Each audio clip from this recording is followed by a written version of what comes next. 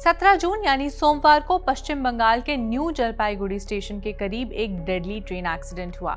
इस हादसे में मालगाड़ी की कंचनजंगा एक्सप्रेस से टक्कर हो गई, जिसमें ट्रेन की कई बोगियां डीरेल हो गई। हादसे में अब तक 15 लोगों की मौत हो चुकी है और कई लोग घायल हैं। इस दुर्घटना के बाद रेलवे मिनिस्ट्री ने मुआवजे का ऐलान किया, लेकिन जिन लोगों ने रेलवे इंश्योरेंस लिया था वो कैसे क्लेम कर पाएंगे अपने इंश्योरेंस को, और साथ ही ये भी जानेंगे कि रेलवे इंश्योरेंस आखिर क्या होता है। हेलो, मैं हूं सिमरन और आप देख रहे हैं स्विच। रेल दुर्घटनाओं की वजह से बड़े पैमाने पर जान और माल दोनों की ही हानि होती है। इन घटनाओं को ध्यान में रखते हुए भारतीय रेलवेज ने यात्रियों के लिए ट्रेन इंश्योरेंस की सुविधा दी है। इस इंश्योरेंस का प्रीमियम सिर्फ 45 पैसे होता है और इसमें 10 लाख रुपए तक का कवर मिलता है। कई यात्रियों को इस इंश्योरेंस के बारे में नहीं पता होता, जिस वजह से वो इस इंश्योरेंस को अवेल नहीं कर पाते। ऑनलाइन टिकट बुकिंग करते समय रेलवे इंश्योरेंस का ऑप्शन आता है। इंश्योरेंस का ऑप्शन सिलेक्ट करने के बाद यात्री के मोबाइल नंबर और ईमेल आईडी पर मैसेज आ जाता है। इस मैसेज में इंश्योरेंस कंपनी का नाम और सर्टिफिकेट नंबर होता है, जो क्लेम करते समय काम आता है।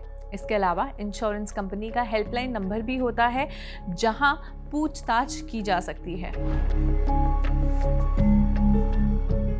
जब भी कोई रेल दुर्घटना जैसे पटरी से ट्रेन उतर जाना या दूसरी ट्रेन से टक्कर हो जाना, इन हादसों में रेल ट्रैवल इंश्योरेंस क्लेम किया जा सकता है। लेकिन अगर यात्री सफर के दौरान आत्महत्या या किसी और दूसरे हादसे का शिकार हो जाते हैं, तब भारतीय रेलवेज ये इंश्योरेंस नहीं देती है।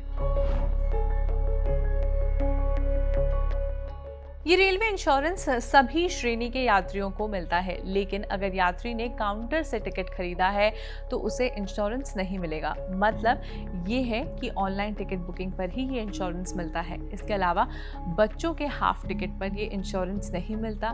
ट्रैवल इंश्योरेंस का क्लेम सिर्फ कंफर्म टिकट वालों को ही मिलता है। मतलब ये कि अगर वेटिंग टिकट है तो उन्हें इंश्योरेंस नहीं मिलेगा।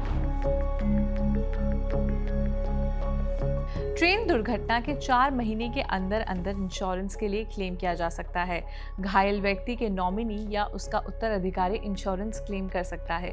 इंश्योरेंस क्लेम करने के लिए इंश्योरेंस कंपनी को आवेदन देना होता है और संबंधित डॉक्यूमेंट्स जमा करने होते हैं। अगर रेल एक्सीडेंट में किसी यात्री की मृत्यु हो जाए या फिर वो पूरी तरह से दिव्यांग हो जाए तो उसे 10 लाख रुपए तक का क्लेम मिलता है। वहीं परमानेंट रूप से दिव्यांग यात्री को 7.5 लाख रुपए और घायल यात्री के इलाज के लिए 2 लाख रुपए क्लेम किए जा सकते हैं। इंश्योरेंस क्लेम करने के लिए जरूरी डॉक्यूमेंट्स देने होते हैं, जैसे रेल अथॉरिटी की तरफ से जारी एक्सीडेंट की पुष्टि रिपोर्ट। दूसरा, एक्सीडेंट क्लेम फॉर्म पर नॉमिनी और कानूनी वारिस के साइन होने चाहिए। तीसरा, दिव्यांग यात्री को हादसे से पहले और बाद की फोटो देनी होती है। यात्री को हॉस्पिटल में भर्ती होने से जुड़े सारे डॉक्यूमेंट्स जमा करने होते हैं। फिफ्थ, डॉक्टर की फाइनल रिपोर्ट अटैच करनी होती है। सभी बिल्स पर नंबर, साइन और स्टैम्प होना जरूरी है। रेलवे एक्सीडेंट में मृत यात्री की डिटेल्स वाली ऑफिशियल रिपोर्ट भी अटैच होनी चाहिए और साथ ही नेफ्ट डिटेल्स यानी NEFT डिटेल्स और कैंसिल चेक भी जमा करना होता है। इन सभी डॉक्यूमेंट्स के सबमिशन के बाद ही इंश्योरेंस क्लेम करने का प्रोसेस आगे बढ़ाया जाता है।